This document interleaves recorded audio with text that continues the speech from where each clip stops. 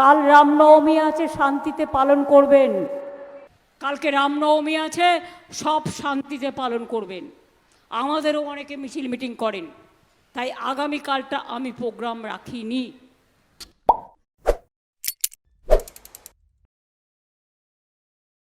নমস্কার বন্ধুরা, আপনারা দেখছেন পারফেক্ট পলিটিক্স, সাদা বাংলায় রাজনীতির কথা।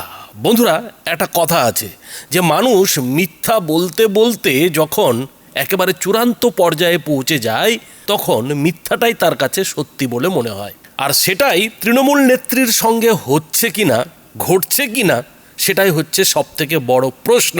কেননা মমতা বন্দ্যোপাধ্যায় আজকে দুটি জনসভা করলেন, একটা আসানসোলে, একটা বীরভূমে। আর দুটি জনসভাতেই তিনি যেটা দাবি করলেন যে কালকে রামনবমী, অর্থাৎ শুক্রবারে রামনবমী, আর তার জন্য তিনি কিনা সবাইকে সাবধান থাকতে বলছেন, পুলিশ প্রশাসনকে হুঁশিয়ারি দিচ্ছেন এবং মানুষকে শান্ত থাকার বার্তা দিয়ে এটাও বললেন যে কালকে তিনি রামনবমীতে ছুটি নেবেন, তিনি কলকাতায় থাকবেন, কলকাতাতে তার কিছু কাজ রয়েছে, সেই সব কাজ করবেন।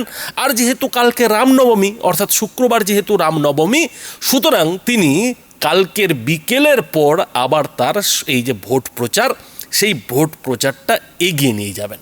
এখন মমতা বন্দ্যোপাধ্যায়ের এই কথা শুনে একটু আশ্চর্য হলাম এই কারণে যে আজকেই তো মমতা বন্দ্যোপাধ্যায়ের ভবানীপুরের শুভেন্দু অধিকারীরা রীতিমতো গেরুয়াময় করে দিল। যে ভবানীপুর মমতা বন্দ্যোপাধ্যায়ের নিজের এলাকা, সেই এলাকাতে আজকে একেবারে সকাল থেকেই শুধুমাত্র গেরুয়া ঝান্ডা আর গেরুয়া ঝান্ডা দেখা গেল। আর সেটা শুভেন্দু অধিকারীরা শুধুমাত্র যে ওই ভবানীপুরে করলেন তা না, সারা দেশেই এদিন রামনবমী পালিত হলো। বিজেপির নেতা মন্ত্রীরা সবাই মিলে রামনবমী পালন করলেন। এখন কথা হচ্ছে, তাহলে মমতা বন্দ্যোপাধ্যায় কোন রামনবমীর কথা বলছেন? মমতা বন্দ্যোপাধ্যায় কোন রামনবমীকে আগামীকাল বলে বারবার ভাষণে উল্লেখ করছেন? দুটি জনসভাতেই কিন্তু তিনি একই কাজ করলেন। এমনটা নয় যে তিনি ভুল করে একটা জনসভাতে কালকের রামনবমীর কথা বলেছেন, অন্যটাতে হয়তো তিনি সেটা শুধরে নিয়েছেন, তেমনটা কিন্তু মোটেও নয়। তিনি কিন্তু দুই জনসভাতেই একই কথা বললেন। এবং আরও আশ্চর্যের বিষয় যে এ নিয়ে মমতা বন্দ্যোপাধ্যায়কে কেউ কিছু বললও না। যদিও তৃণমূলের মধ্যে কার ঘাড়ে কটা মাথা আছে যে মমতা বন্দ্যোপাধ্যায়ের ভুল শুধরে দেবে, ফলে মমতা বন্দ্যোপাধ্যায় বেবাক আগামীকাল রামনবমী বলে চালিয়ে দিলেন। এখন মমতা বন্দ্যোপাধ্যায়ের এই যে আত্মবিশ্বাসের সঙ্গে আগামীকাল রামনবমী বলে ঘোষণা করে দেওয়া, তাতে আমরাই কিছুটা দ্বিধাগ্রস্ত হয়ে গেলাম যে তাহলে কি রামনবমী কালকে? যদি সেটা হয় তাহলে এই শুভেন্দু অধিকারীরা, বিজেপি কিংবা আরএসএস কিংবা বিভিন্ন হিন্দু সংগঠনের নেতাকর্মী সমর্থকরা কোন রামনবমী পালন করছে? অথচ ক্যালেন্ডার খুললে তো এই ২৬ তারিখ, আজকে বৃহস্পতিবারই রামনবমী জলজল করছে। আর ঠিক এই জায়গাটাতেই কোথাও যেন মনে হলো যে মমতা বন্দ্যোপাধ্যায় তার যে রাজনৈতিক ভাষণের ঢপ, সেই ঢপের মাঝে এই রামনবমীকেও ঠিক গুলিয়ে ফেলেছেন। তিনি তো এবার ভোটের প্রচারে রাম ঠেলায় পড়ে রামকে আপন করে নিয়েছেন। বলছেন যে রামনবমী নাকি তাদেরও উৎসব, তৃণমূলও নাকি রামনবমী পালন করে, পালন করবে। কিন্তু সেই রামকে আপন করতে গিয়েও মমতা বন্দ্যোপাধ্যায় যে ভুলটা করলেন, এটাকে কি বলা যায়? হতে পারে যে মমতা বন্দ্যোপাধ্যায় নিজেকে হিন্দুত্ববাদী দেখাতে গিয়ে এখন এতটাই হিন্দুত্বের আতঙ্কে ভুগছেন যে রাম তাকে রীতিমতো গ্রাস করে ফেলেছে। রামনবমীর দিন তিনি তাতে গুলিয়ে ফেলছেন। তিনি বুঝতে পারছেন না যে কবে রামনবমী আর কবেই বা সংখ্যালঘুদের জুম্মাবার। আর এই যে সংখ্যালঘুদের জুম্মাবার অর্থাৎ শুক্রবার, সেই শুক্রবারটা মমতা বন্দ্যোপাধ্যায়ের মাথার মধ্যে এমনভাবে গেঁথে আছে যে তিনি নিজেকে হিন্দুত্ববাদী প্রমাণ করতে গিয়ে শুক্রবারটাকেই রামনবমীর দিন বলে ঘোষণা করে দিচ্ছেন। ওই যেমনটা তার ভাষণের শেষের দিকে তিনি মানুষের আশীর্বাদ চাইতে গিয়ে দোয়ার কথা বলে ফেলেন, ঠিক তেমনই কিন্তু রামনবমীর সঙ্গেও এদিন তিনি কোথাও যেন শুক্রবার আর জুম্মাবার এক করে দিলেন। আবার অনেকে এটাও বলছেন যে হতে পারে মমতা বন্দ্যোপাধ্যায় নতুন করে রামনবমী চালু করতে চলেছেন। তিনি নতুন একটা তারিখ ঠিক করে সেটাকেই রামনবমী বলে চালাতে চাইছেন। কেননা তিনি তো আবার এই শুভেন্দু অধিকারীদের যে ধর্ম, সেই ধর্মকে তো গন্দা ধর্ম বলেছেন। শুধু তাই নয়, তিনি তো একেবারে পিতৃপক্ষে পুজো উদ্বোধন করেন। দুর্গাপুজোর যে নিয়মকানুন, সেই সব নিয়মকানুনকে খুব একটা পাত্তা দেন না। তিনি তার মতো করে নিয়ম কানুন বানিয়ে নেন, আর হয়তো সেটা এই রামনবমীর ক্ষেত্রেও হচ্ছে। তিনি রামনবমীর ক্ষেত্রেও করতে চাইছেন। ফলে মমতা বন্দ্যোপাধ্যায়ের ইচ্ছে হয়েছে তিনি শুক্রবারে রামনবমী পালন করবেন, ফলে সেটাই তিনি করছেন। আর তার তো যেটা ইচ্ছে হয় সেটাকেই তিনি সত্যি বলে, ঠিক বলে চালানোর চেষ্টা করেন, মানুষের উপরে চাপানোর চেষ্টা করেন। ফলে সেটাই হয়তো মমতা বন্দ্যোপাধ্যায়ের সঙ্গে হচ্ছে। আবার হয়তো এটাও হতে পারে যে স্বয়ং রাম চাইছেন যে মমতা বন্দ্যোপাধ্যায় রামনবমীর দিনটা ভুলে যান, মমতা বন্দ্যোপাধ্যায়ের মাথায় যাতে আসল রামনবমীর দিনটা মনে না থাকে। কেননা এই মমতা বন্দ্যোপাধ্যায়ই তো অযোধ্যায় রাম মন্দির উদ্বোধনের দিনে কলকাতার পথে, পার্ক সার্কাসের পথে প্রতিবাদ মিছিল করেছিলেন। ফলে হতে পারে যে এটা রামেরই ইচ্ছে। কিন্তু বন্ধুরা, মনোবিদরা অন্য কথা বলছে। তারা কি বলছে? আসলে মনোরোগবিদরা যেটা বলেন যে কেউ যদি মিথ্যেকে একেবারে নিজের সত্যি বলে ধরে নেয়, লাগাতার সত্যি বলে চালানোর চেষ্টা করে, তাহলে কিন্তু তার কাছে সত্যিটা মিথ্যে হবে আর মিথ্যেটাই কিন্তু সত্যি বলে মনে হবে। আর সেটাই তৃণমূল নেত্রীর সঙ্গে হয়েছে কি না, বন্ধুরা এই ভিডিওগুলো দেখলেই আপনারা বুঝতে পারবেন যে কিভাবে গত 2-3 দিন ধরে তিনি তার জনসভাগুলোতে মানুষকে রীতিমতো উল্টো পড়া পড়াচ্ছেন, কিভাবে তিনি পুরোপুরিভাবে দিনকে রাত করে দিচ্ছেন এবং তিনি এমনভাবে সাদা কালোকে মিশিয়ে দিচ্ছেন যে কোনটা সত্যি আর কোনটা মিথ্যা সেটা বুঝতে গিয়ে মানুষের ভোট পার হয়ে যাবে। আর এখানেই কোথাও যেন শুভেন্দু অধিকারীর সেই যে কথা যে মাফ করবেন, নেত্রীর কিন্তু মাথা দেখানোর প্রয়োজন রয়েছে, মমতা বন্দ্যোপাধ্যায়ের মাথা দেখানোর প্রয়োজন রয়েছে, এই কথাটাকেই কোথাও যেন যুক্তিযুক্ত বলে মনে হচ্ছে। আর এই যে মমতা বন্দ্যোপাধ্যায়ের ভেজাল মেশানো ভাষণ, সেই ভাষণ কীরকম বন্ধুরা দেখুন। এ লোক করতে লুট আর বলতে ঝুট, বলে বেড়াচ্ছে আর কোনো কিছু নেই। তৃণমূল কংগ্রেসের সবাই নাকি চোর ডাকাত। আমি জীবনে 1 পয়সা মাইনে নিইনি অ্যাজ এ চিফ মিনিস্টার, কারো পয়সা 1 পয়সা চা খাই না, আমাকেও চোর বলে। এরা হচ্ছে নগ্ন শব্দের অধিকারী, এদের ভাষা নগ্ন ভাষা, এরা হচ্ছে মধ্যরাতের তাণ্ডবকারী। আর বিজেপি দল এখন নামটা কি হয়েছে জানেন? বিজেপি পার্টির সাথে মিলিত হয়ে আমরা বলছি বিজেপি ভ্যানিশ ওয়াশিং মেশিন, ভোটকে পুরো ওয়াশিং মেশিনে ঢালে দিয়ে SIR এর নাম করে মানুষের নাম বাদ দিয়ে দিচ্ছে। 40% বাদ দিয়েছে, 60% তুলেছে। 60%ও যদি তুলে থাকে সেটা আমাদের ক্রেডিট, আমাদের সুপ্রিম কোর্টের লড়াই করার জন্য এবং রাস্তায় পড়ে থাকার জন্য।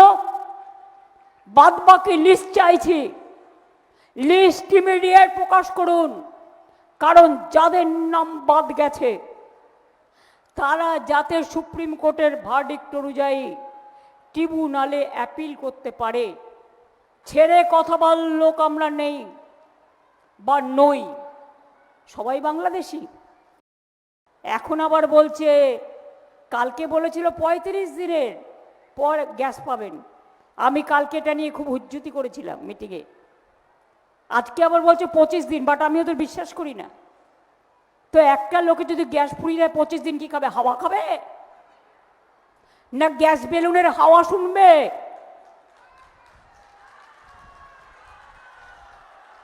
আবার ঘরে ঘরে চুলা আসবে, আবার গরুর গাড়ি আসবে, আবার পায়ে হেঁটে মানুষকে চলাচল করতে হবে। অর্থাৎ গ্যাস দেবে, গ্যাস বেলুনের মাধ্যমে নিজেদের প্রচার করার জন্য মানুষের রান্নাঘরে গ্যাস দেবে না। লাস্ট গভর্নমেন্ট, এই মোদিজি প্রধানমন্ত্রী হবার আগে যিনি ছিলেন, তখন গ্যাসের দাম ছিল 400 টাকা, এখন সিঙ্গেলটার দাম হয়েছে 1100 টাকা, আর ডবলটার দাম হয়েছে 2100 টাকা। মানুষ গ্যাস খাবে না খাবার খাবে? পেট্রোলের দাম বাড়িয়েছে, আবার অ্যালার্ট করেছে। ওনাদের অ্যালার্ট করার মানে তো আমি বুঝি, লকডাউন টকডাউন করবে কিনা ভাবছে কিনা জানি না। করলে করবেন, লকডাউন করে মানুষকে ঘরবন্দি করে রাখবেন, মানুষকে ঘরবন্দি করবেন, মানুষকে নোটবন্দি করবেন, মানুষকে ভোটবন্দি করবেন, মানুষের নাম কেটে দেবেন। জেনে রাখবেন, কোভিডের সময় লকডাউন ছিল, আমরা 21 সালে কোভিডের মধ্যে যদি লড়াই করতে পারি, যে কোনো পরিস্থিতির মোকাবিলা করে লড়াই করবার জন্য আমরা রাজি আছি। সব ওসিকে চেঞ্জ করছেন, সব বিডিও চেঞ্জ, সব এসপি চেঞ্জ, সব কমিশনারেট চেঞ্জ, সব ডিএম চেঞ্জ, সব BDO change. BJP party office থেকে বলে দেওয়া হচ্ছে কারা কারা হবে। আমার কোনো আপত্তি নেই, আপনারা ভালো থাকুন যারা হয়েছেন, কিন্তু তারা মনে রাখবেন রাজ্যটা পশ্চিমবাংলা, এটা কিন্তু আপনাদেরও রাজ্য। এবং ভোটটা মানুষ দেবে। আপনারা যদি হুজ্জুতি করেন, আমি দায়িত্ব মা বোনেদের উপর দিয়ে গেলাম। মা বোনেরা যে রাধে সে চুলও বাঁধে। ইলেকশনের দিন, কাউন্টিং এর দিন যদি কেউ কোনো ফোর্স সাপ্লাই করে, আপনারা জোট বাঁধবেন, রুখে দাঁড়াবেন, আর যার যা বাড়িতে আছে তাই নিয়ে বেরোবেন। আমরা চাই শান্তিতে সব কিছু হোক, কিন্তু ওয়ান পার্টি চলবে না, ওয়ান পার্টি চলবে না। বিজেপির কথাই সব ঠিক করবে, ভ্যানিশ ওয়াশিং মেশিন, এটা চলতে পারে না। গায়ের জোর দেখাচ্ছে বিজেপি, কোনো আইন মানছে না। শুনে রেখে দিন, 2026-এর আগস্ট সেপ্টেম্বরে বিজেপি গভর্নমেন্ট দিল্লি থেকে চলে যাবে। তারপরে আমি দেখব যারা আজকে বিজেপির হয়ে আজকে দালালি করে বেড়াচ্ছেন, মানুষের উপর অত্যাচার করছেন, ভোটাধিকার কেড়ে নিচ্ছেন। যদি তৃণমূল না থাকে কিচ্ছু পাবেন না, অত্যাচার ছাড়া।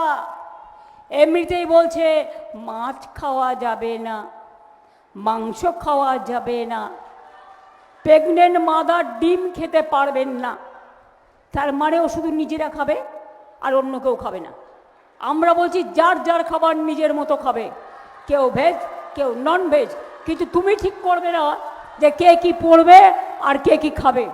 আজ যার ভোটার লিস্টের নাম আছে, আগামীকাল আবার সেন্সাস করে বাদ দিতে পারে। তাই যদি নিজেদের অস্তিত্ব রক্ষা করতে হয়, অস্মিতা রক্ষা করতে হয়, তাহলে মনে রাখবেন তৃণমূল কংগ্রেস সরকার থাকাকালীন কাউকে আমরা এনআরসি থেকে ডিটেনশন ক্যাম্পে পাঠাতে দেব না। আমরা এনআরসি মানি না, আমরা মানি সব মানুষ, বাংলার মানুষ, more than Bengali, all caste, all community, all credibility, তারা প্রত্যেকে এখানে থাকবে। মনে রাখবেন, সব কিছু হারিয়ে গেলেও একবার যদি মানুষের চরিত্র হারিয়ে যায়, তাহলে কিন্তু সে চরিত্র আর কোনো দিনও উদ্ধার হয় না। সবচেয়ে বড় সম্মান মানুষের, মানুষের নৈতিক চরিত্র, মানুষের মানবিকতা, দাম্ভিকতা নয়। টাকা আজ আছে কাল নেই, আসবে যাবে ফুরোবে। যে টাকা আপনাকে দেবে পরশুদিন আবার এজেন্সি এসে ধরে নিয়ে চলে যাবে।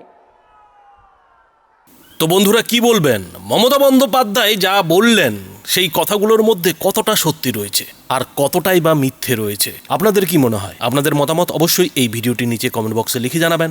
ধন্যবাদ।